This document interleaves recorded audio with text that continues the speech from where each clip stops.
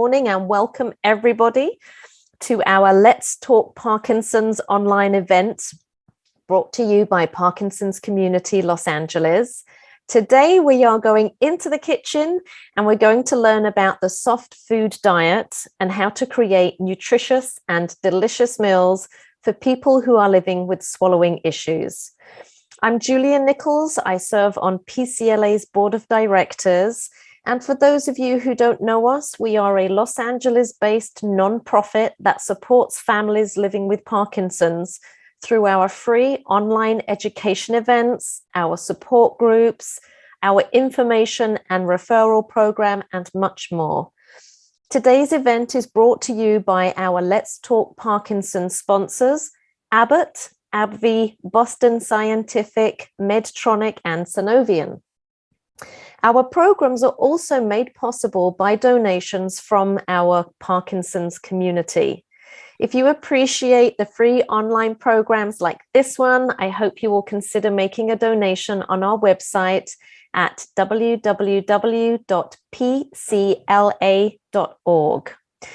Before we get started, I have just a few quick notes for you. We are recording today's event for our YouTube channel. Your video image will not be visible in the recording. Please stay muted to keep background noise at a minimum, and we will have time for questions at the end.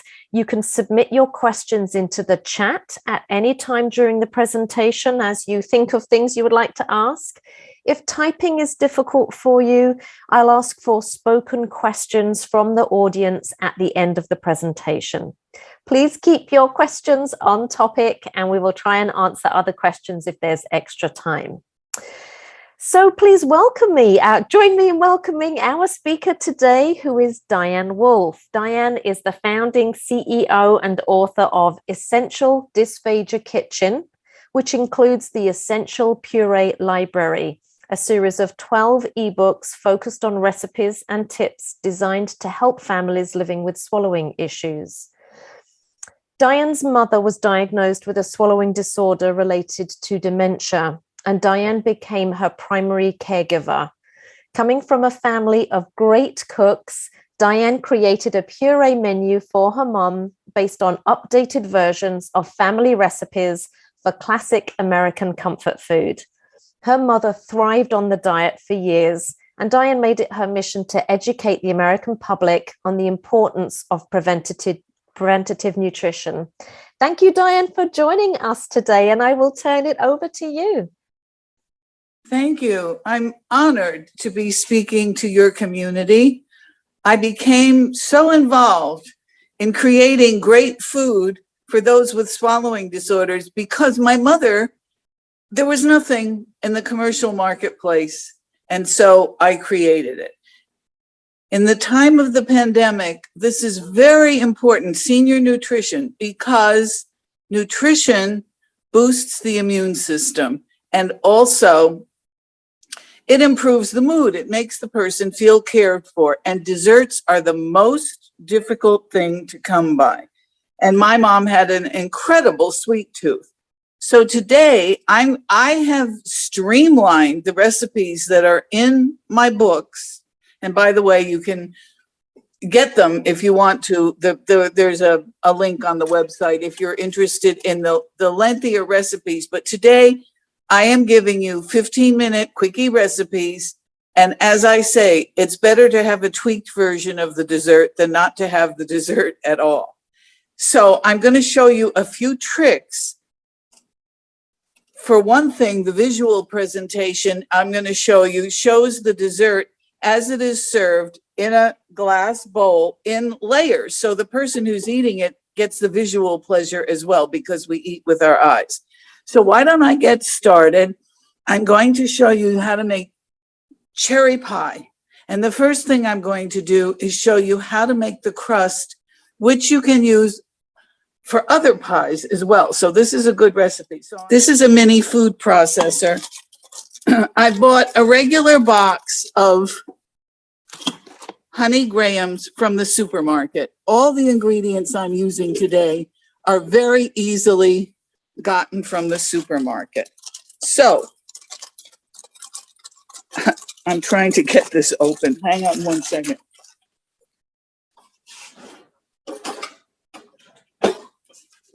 Okay, so here's the technique. You want about 3/4 of a cup of graham cracker crumbs, which is about 8. You can see what I'm doing. I'm breaking the cookies. This is no bake. The reason I'm using the graham crackers is that it's no bake. Okay, so I'm breaking 8 crackers into the bowl of the mini food. This is a 3.5 cup food processor. So it's, for those of you who have small kitchens, it's really easy. And you don't have to clean a huge food processor. Okay, so you put this in and pulse it until it turns into a sand. So here I go.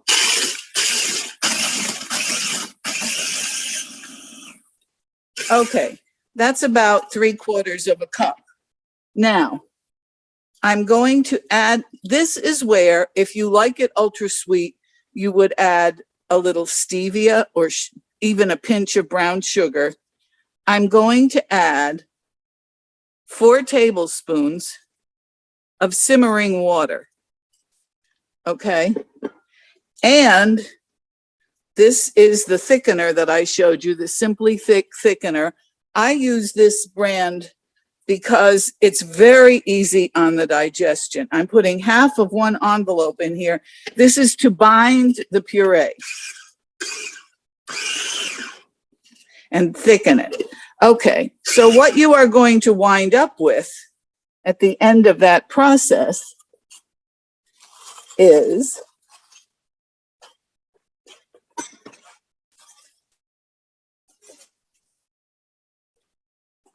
here are the crusts. And what I did was I took the puree and I put it into 2, this will make 2 servings. 3/4 of a cup will make 2 servings of the pie. I put it into the glass bowls, and into this, I'm going to add the filling, which I'm going to make now, the cherry filling. So I'm using, this is a high-speed blender with a heat function. And the reason I'm suggesting this, there are a number of manufacturers that make them. I'm suggesting this because instead of cooking this on the stove top, you can cook it right in the blender. I'm going to put the ingredients in. I'm going to turn it on. It should run for 3 minutes. I'm going to show you the completed filling. I'm not going to run this for 3 minutes because it's noisy. But anyway, here is a bag of frozen cherries, sweet cherries. And it's about 12 ounces. And that goes with the juice into the high-speed blender. Now I'm going to show you my secret ingredient. This was recommended to me by a woman who's on the board of the National Foundation of Swallowing Disorders, and she's a registered dietitian. This is 1 ounce of either cranberry or pomegranate juice to boost up the flavor and the nutrition. Okay, so I'm going to turn this on now, and I'm going to show you how it's blended for 3 minutes.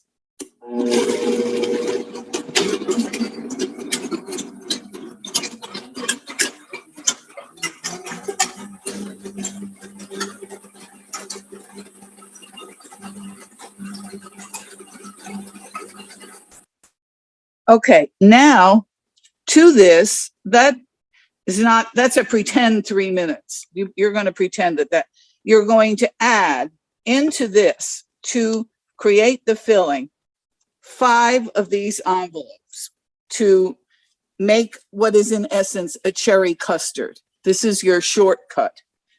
Otherwise, when you bake a cherry pie, you bake it in the oven for an hour. This way you're cooking it in the blender. So I'm adding all 5 envelopes of the thickener in here, and then it's already cooked for the 3 minutes. I'm just going to combine it.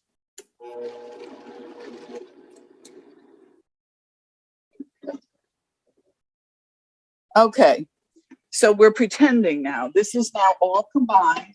It's going to go into a glass dish. And the reason I'm using, here it is. This is what it looks like. You put a piece of plastic wrap on top so that no skin forms on it. And you can see it's turned into a custard. Okay, so here are my little bowls with the crust in it. And now you simply add the filling to the crust. And what you're getting is a layer on top of the crust. So you can see, well, the object is to keep all the layers the same thickness. This is what the speech language pathologist recommended to me. The reason for that is that when the person takes the bite, all of the layers are the same thickness, so it's safe for the swallow. Okay, now I have another trick which I'm going to show you. The topping. This is something you buy in the supermarket. It's called True Whip, and it's a whip topping that does not have trans fats in it, like the one that everybody knows that I won't mention the name. Regular old whipped cream, unless it's thickened and served right away, may separate in the refrigerator, and what you do not want is for liquid to separate. So you take about 1/4 cup of the True Whip. This is 1/2 cup for 2 servings. You add 1 envelope of the thickener, and you stir it and let it sit in the refrigerator for 3 minutes until it's bound, and now it won't separate. Okay, and then you simply add it, excusez-moi, to the top of your cherry pie. And now you have a multi-layered dessert. You can't buy this. It doesn't exist. And when I was doing it for my mother, I would have to not puree a regular pie crust because it gets gummy because it's got flour in it. That's why I created the no bake, the graham cracker. So as you can see, you've now got the crust, the filling, and the topping. And I'm going to give it a taste so you can, I'm going to let you see. The bite, you go down to the bottom, you get some of the crust, some of the filling, some of the topping, and it is really good. Okay, now I'm going to show you another secret. Hang on 1 second, I'm looking for my, oh goodness. Well, I had another cup here with the crust in it, but I don't have it at the moment. So I'm going to show this to you. I went just to a regular natural food store. This is a brand of chocolate pudding that does not have refined sugar in it. It's sweetened with stevia. It's dark chocolate. You can use any kind you like. So pretend you've got the crust in the bottom here. You add the pudding.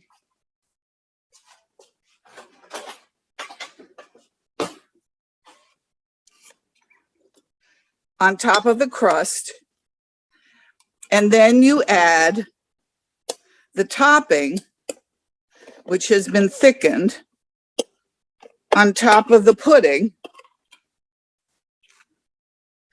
and now you have chocolate cream pie. So that's the second dessert.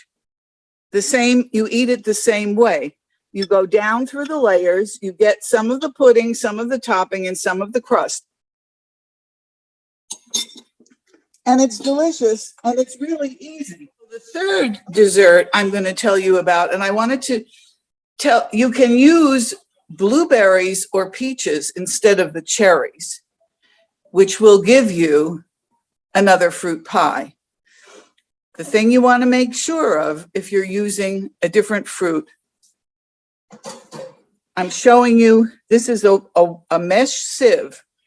You do not want any skins or seeds or large, all of my recipes are level 4 on the IDSI chart, which is the custard, it's pudding, because it's the most universal. So it's smooth. So you don't want skins or seeds. So after you puree your blueberries, you want to put them through the mesh sieve to make sure there's no skin or peach skin or anything like that.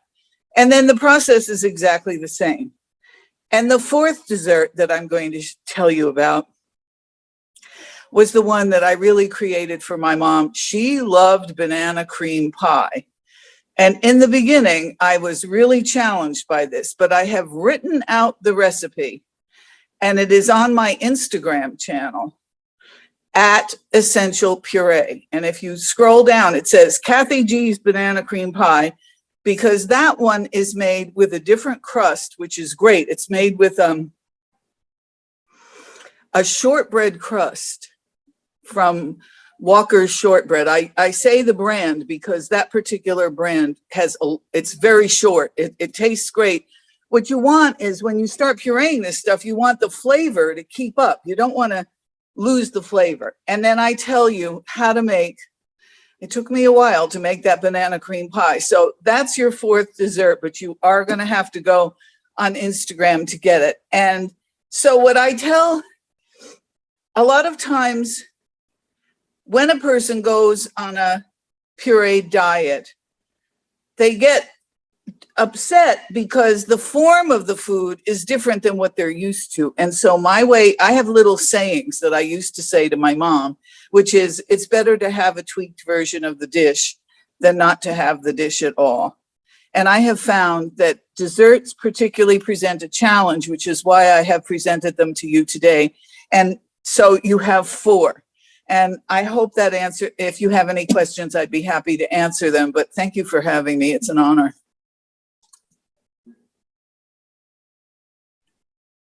Thank you very much, Diane. Anyone got any questions? You can feel free to type them into the chat box, or you may unmute and tell us your name, and we will take any questions from you.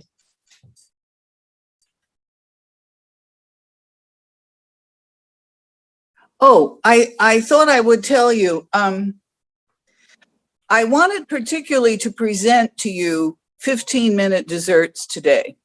These are simplified recipes. The ones that are in my cookbooks may require cooking or they take a little longer, but I wanted something for the time-challenged caregiver or household. So you didn't have to feel like, I've got to go shopping. I've got to, dirty up the whole kitchen. Everything I try to do, easy cleanup. So I hope that, in other words, when you bake a pie in the oven, I would create that cherry filling and it would be thickened with either cornstarch or flour or something like that. It would bake for an hour. By putting the thickener in it and using the heat function on a number of manufacturers make these high-speed blenders. If you don't have a high-speed blender, you can take what I've just showed you today and you can cook it on the stovetop until it thickens, but on a low heat and let it simmer. And then add the thickener at the very end. All you're doing is cooking the raw taste out of the fruit so that it tastes like something. But I wish you could have tasted these because they taste pretty good. So, Diane, we have a couple of questions for you. Yes, one question is, can you explain how to make a chicken pot pie comfort food? Can I ever? Can I tell you something? I just returned from a holiday where I stayed with friends and they made me make chicken pot pie 2 times in the space of a week's visit. The recipe is in my guidebook and this is what I do. You make the filling, the Essential Puree guidebook has the complete recipe. You make it,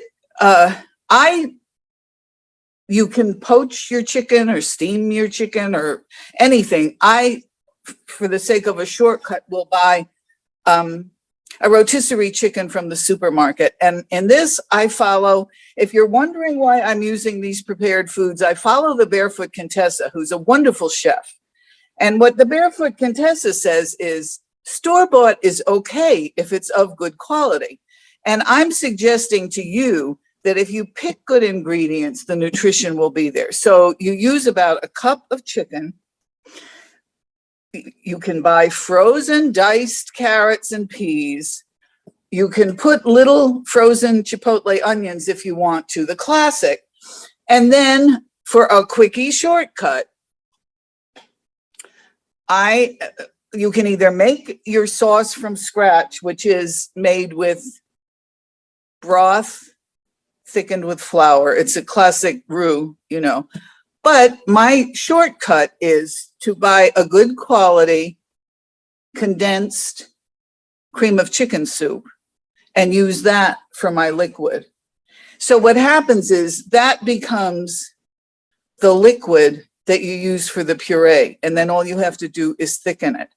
And I use a prepared puff pastry, and I make it separately, little rounds, about as much as you'd put. I make these in individual servings, the food that I make. And the reason I do that is for food safety. You can serve one, freeze one. You take it out, you put it in the refrigerator for an hour or two, or on the counter for an hour or two, and then you puree it, which means for the caregiver, in my case, anyone, nobody cooked in the household for my mother but me. So that meant if I didn't cook, I wanted to have a meal ready to serve. So if you have one in the freezer, anyone can serve the meal. So the caregiver gets a night off. I thought I would mention that. Anyway, so what I would do would be to make the little circles of puff pastry on top, brush it with an egg white, put the individual servings in the oven for 30 minutes at 350. And then when they come out, you break up the top and you puree. And it tastes great. It really tastes great. But the recipe is in the guidebook. And there's a special, I have a lot of free downloads on my Essential Puree website. I hope you'll take advantage of them. And then the guidebook contains the recipe for the chicken pot pie. And on a special holiday like New Year's Day, I would make lobster pot pie for New Year's Day. And I often make vegetarian pot pie that just has mushrooms and onions and peas and carrots in it. And that's quite good. So when you do that, you use a vegetable broth and you thicken that, and that becomes your sauce instead of the cream of chicken soup. But you can make this vegan, definitely. All my recipes can be made vegan. Wonderful. Thank you very much for that, Diane. We're all going to leave here being really hungry and going to dash into the kitchen. I have another question for you related to the fruit pies. One of our PCLA members here says, I just want to make sure I understand. Do you not need to put the cherries through a sieve after being put in your high-speed blender, but you do need to put blueberries through a sieve? I did not put the cherries. I know this blender that I have is a top-of-the-line Vitamix. You can use a nutrition extractor from NutriBullet. Ninja makes one, Braun makes one. It's so high speed, I know that everything is liquefied. If you do not have a blender that is high speed, you go ahead and make it. Don't be kept away from making stuff, experimenting, trying just because of equipment. But if you don't have a blender that will break down cell walls, then you should put any fruit through the sieve, including peaches. You know, a little heavier, dense, it's for the safe swallow. So what I'm trying to do is say, for those people who are going to be doing this for the long run, investing in some kitchen appliances is a really, I advise setting up a station in the kitchen. And I have been to professional kitchens where they've done this, where you have just what you saw here. I've got the high-speed blender. I've got the little mini food processor. I have a regular food processor, and I have all the tools, basically, a little electric kettle for simmering the water and so on. And I keep it like a station, and I just go down the line on the station. I have a slow cooker because, especially at this time of the year, in my purees of winter, I have a lot of recipes for soups and stews. And those are easy to puree because they come with their own liquid. You're not about hunting for, what am I going to puree this in? So I advise using broth, using a sauce that a liquid that a beef stew is braised, or a vegetable stew, or a ratatouille, which is a vegetable stew. And then you've got the liquid right there, and the more flavor you pack. I advise using some fresh spices, some dried spices. I work with a nutritionist who is a doctor of functional medicine, and she says that some of the spices that we cook with have tremendous phytochemicals in them for nutrition. And these too boost the immune system. So the object is health and healing. Deliciousness matters. The person feels cared for, their mood improves, their nutrition improves. And the reason you want to boost the immune system is, in a vulnerable population in the time of the pandemic, you don't want people having to go to the hospital. You don't want people getting sick. And so anything you can do to boost the immune system is so important. And that's why I'm happy to be. The nation as a whole has become aware of the whole issue of senior nutrition in the time of the pandemic. They were not aware of this before, and it's a scandal in many healthcare facilities. The food is not great, and the patients don't want to eat it. And so many patients, they can suffer from malnutrition. I have testimonials from dietitians who say that they suffer from depression. So this is one of the great pleasures in life, and that's why I'm doing it. And I do it in memory of my mother, because I know that what I created for her can be a benefit to others. So as I tell people when I cook for them, I'm not feeding you anything I didn't feed to my own mother. Thank you very much, Diane. We have a couple of other questions. Somebody has asked, what is the thickener made from? I actually just looked up that information. That is an excellent question. The reason I use this Simply Thick, excuse me 1 second, I need a tissue.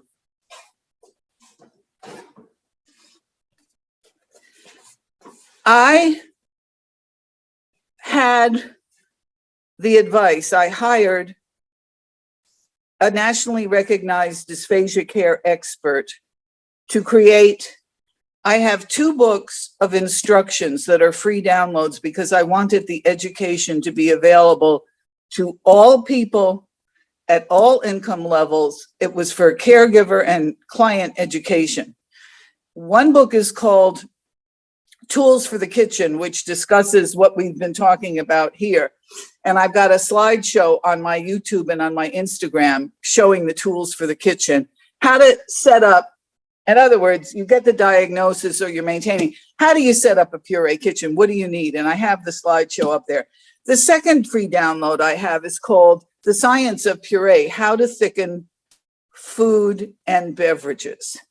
And the reason I use the Simply Thick, there are other brands, but this is the one that I found worked for me. It's made from what is called xanthan gum. It's not made from a starch. The old-fashioned thickeners used to be made from starches, and they were often hard on the digestion. Xanthan gum does not alter the taste of the food, and it's easy on the digestion, and that's why I use it. And you can get it. I bought it for my mother in the little envelopes that I showed you, but you can also buy it from many places online. They'll deliver it to your door in a pump bottle that you pump out. One pump is 0.5 ounce. The manufacturer gives you the instructions. So if you want those instructions, download Science of Puree, How to Thicken Food and Beverages. As I said, it was created for me and I rewrote it by a nationally recognized dysphagia care expert, and she's on the board of the National Foundation of Swallowing Disorders. So I'm trying to get really solid information into the hands not only of physicians who need these tools and healthcare providers who need these tools for the in other words, the patient gets diagnosed, and up until now, they're on their own. That's what happened to me with my mother. Now I'm trying to provide what in essence is emergency response manual. It says, okay, this is what you have to do. Here's how to do it. 1, 2, 3, 4, 5. Here's how to set it up. Here's how to run it. Thank you very much. Thank you. And Sarah from PCLA has posted into the chat box. There's a link in there to go to Simply Thick where you can look at the ingredients in Simply Thick. And she also posted the list of Simply Thick ingredients. And as Diane said, the main ingredient there is the xanthan gum. Another question for you, Diane, which is there any way to completely pulverize herbs so that they don't come back into the mouth later on? The problem doesn't occur with spices. With herbs, well, I use it when I puree herbs, I do it. You can't just put it in there all by itself in the little mini food processor. So I recommend putting it in the high-speed blender with a liquid, and that will liquefy it. In other words, if you just put it in a mini food processor, you're going to wind up with pieces. So my suggestion, and a mini food processor is not the correct tool. You need a good blender, and put it in liquid, and it will liquefy. Put it on a higher speed. Any particular liquid that you would put it with? Well, it could be broth. It could be, depending on what you're making. If you're using it in a gravy. With the gravy, whatever it is that you're making, use the liquid. Like if you've made, say, a soup, which is one of the other quickie courses that I give, how to make 15-minute soups when you have a high-speed blender and just these two tools that I've showed you. So when you're making a soup and you put, like a ratatouille, which is a ragu, just put it in there and crank it up, and a nutrition extractor, which is what a NutriBullet is, that will do the same thing. You just need the right tool for the job. Great, thank you. I think that's very good advice. It's having good tools. It makes your life a whole lot easier. Well, that's why I suggest looking at that slideshow that I've got up there. It's called the Instant Dysphagia Kitchen, how to set it up and how to maintain it. It's right up there. I posted it up there. Because then you don't have to worry about safety issues. And I don't recommend brands, I recommend tools. Yes. And they're easily acquired. They're not that expensive. And the best thing is it's easy cleanup. You don't have to go and look for things. You have a little station set up. It's like and then it's always there for you. I tell you how to stock the pantry in the guidebook. I tell you how to stock the fridge. So you have something always on hand.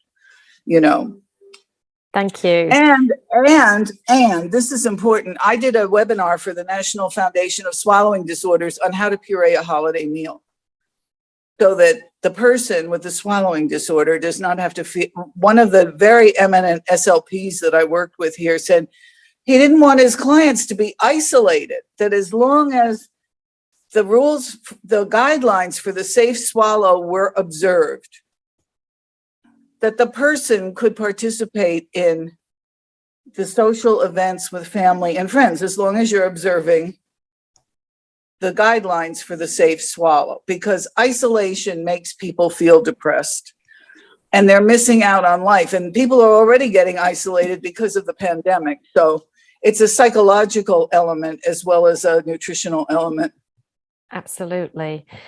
Sarah has put into the chat box and will be distributed to everybody the links for Diane's Instant Dysphagia Kitchen setup, the Science of Puree. So everything that Diane has mentioned, her Instagram, Sarah will send out to everyone, and you've got it in the chat box. If you are techie and you like to be able to download right now, you can go ahead and do that. Also, let me mention I have you can order the whole bundle of all the ebooks, which gives you the guidebook and the purees of the seasons, or you can order them separately. And in the books of the fall, I have one called Game Day, which if you're getting ready to watch the Super Bowl, I recommend it because it tells how to set up a buffet that family and friends can enjoy the food and the loved one can participate too, as long as you observe the guidelines for the safe swallow. So that's, I tried to fit what I was doing into life, so people could incorporate it into their lives. Diane, that is lovely. I mean, it really is to make sure that people are included in these big events. And well, I was lucky enough to have the guidance of these speech language pathologists who they told me of their concerns. For example, the recipe that I showed you, I forgot to tell you, you can use, this is stevia, liquid stevia. So you're not using refined sugar. I don't use refined sugar in my recipes. I tell you the clean eating and stuff. It's the Harvard Healthy Plate, Harvard School of Public Health, the Healthy Plate. That's what we use. And you use stevia if you're diabetic. Don't put sugar in your food. Use something, get the guidance of your healthcare provider.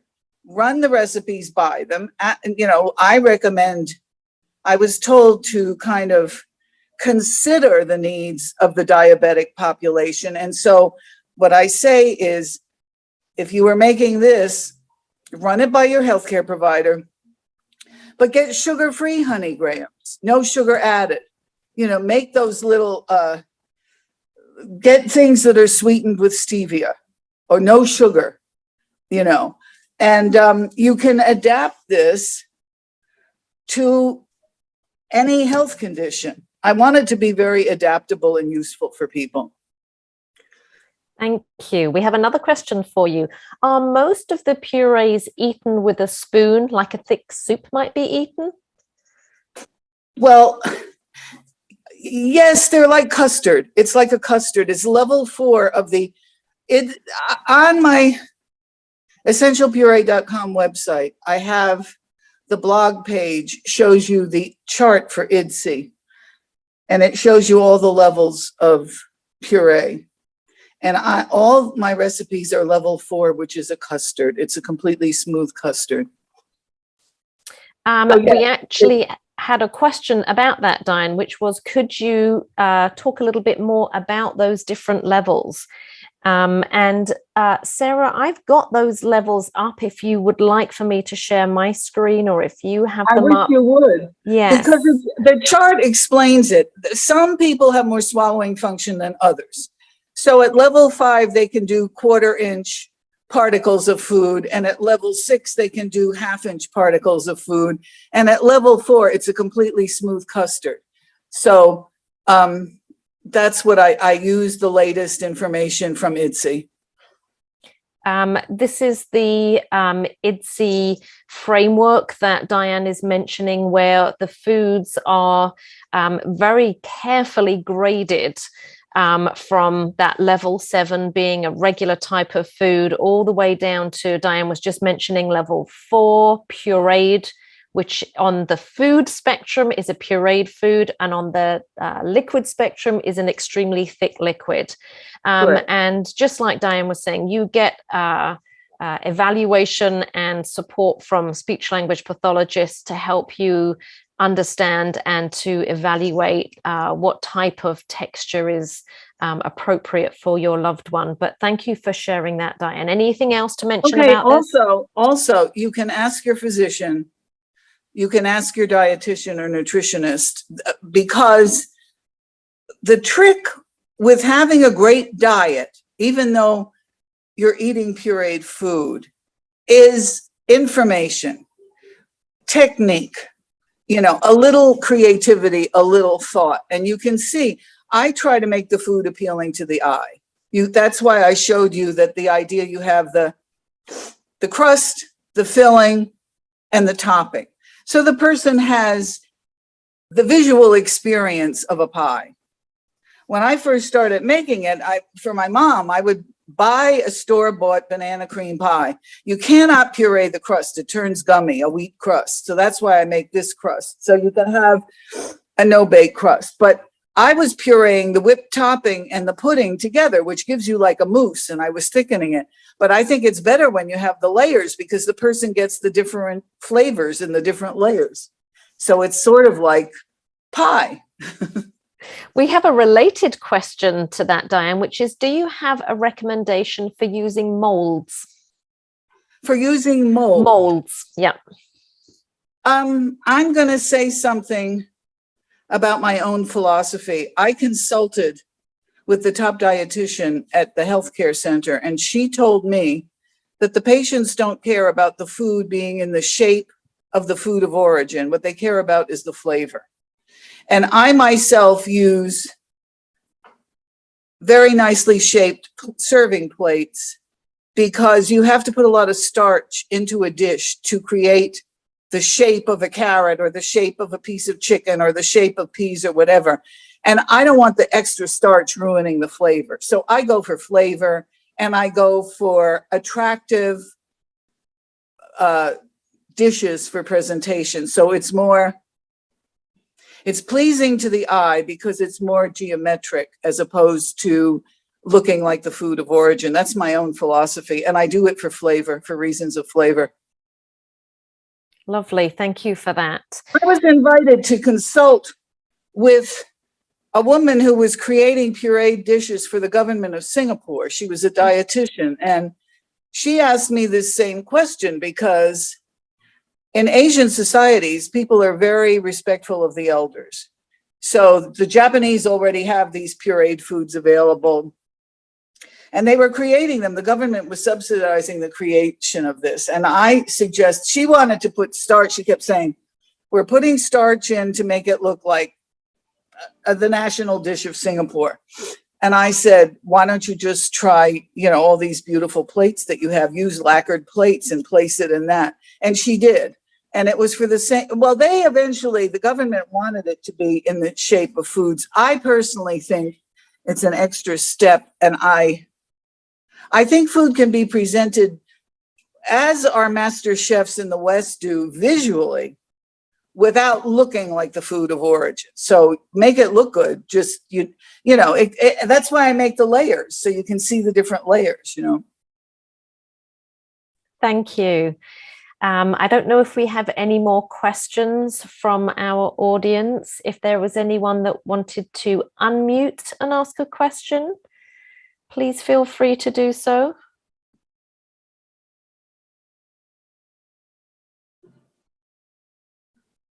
I'm just looking through. I don't see anybody unmuted right now.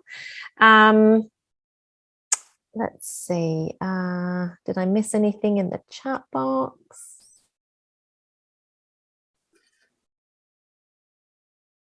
I think we got everything from the chat box.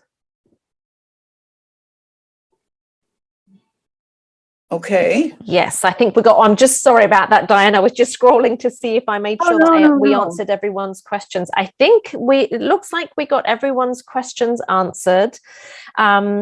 So Diane, thank you again so very much for joining us today for our Let's Talk Parkinson's presentation from PCLA.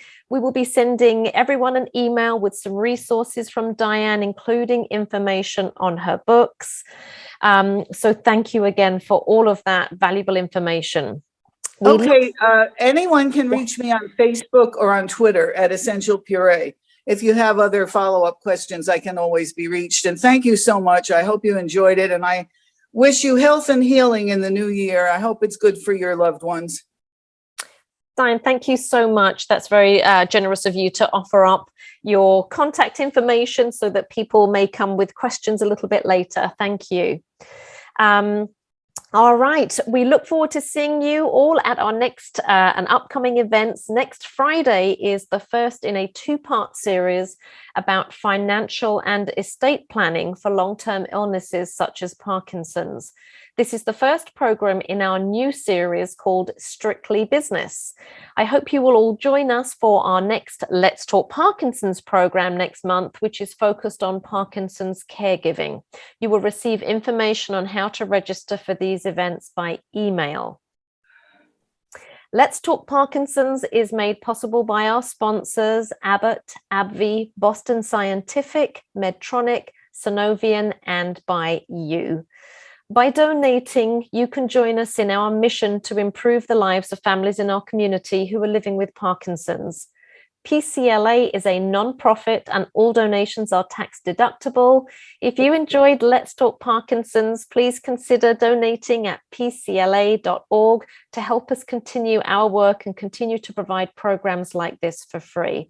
As always, please feel free to reach out to us with questions at info@pcla.org or by phone 310-880-3143. Thank you, everyone. Stay safe, stay well, and go get something good to eat.